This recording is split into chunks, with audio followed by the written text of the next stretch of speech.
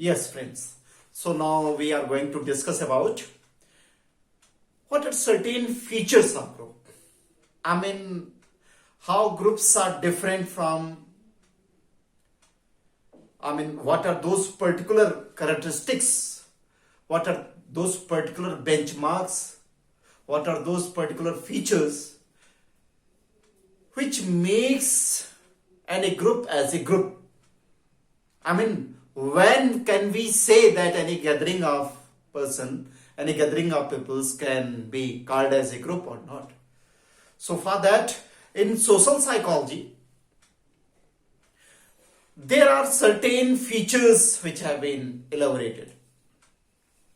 The first very important feature is that any group has a common goal.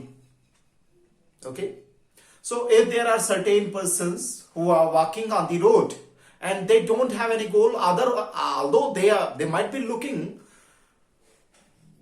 they might be appearing walking as together, but if they don't have a common goal, then that cannot be called as a group. So group means what?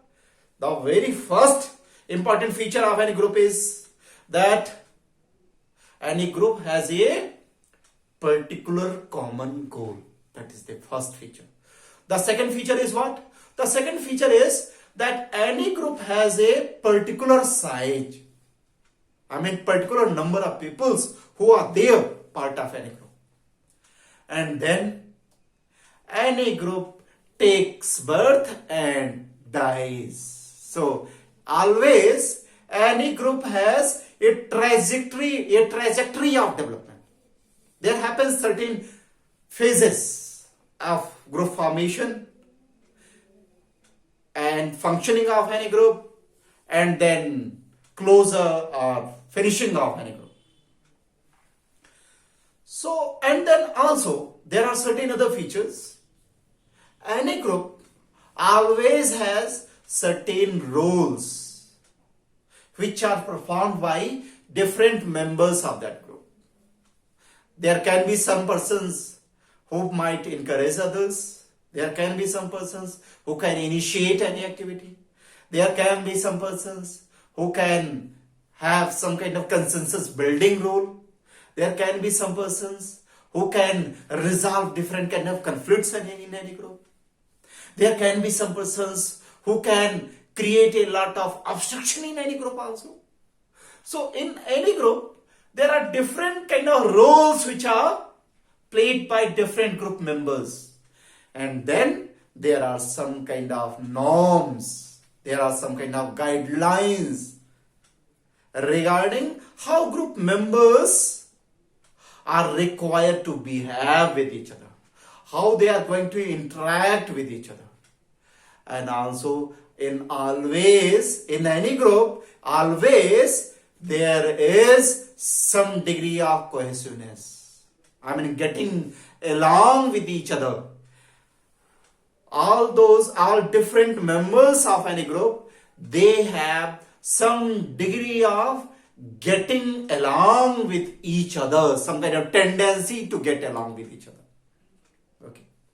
And also in any group, there is some sort of communication pattern. There is some sort of relationship. There also can be social loafing. There also can be some kind of helping behavior. There also can be leadership. There also can be some kind of power structure.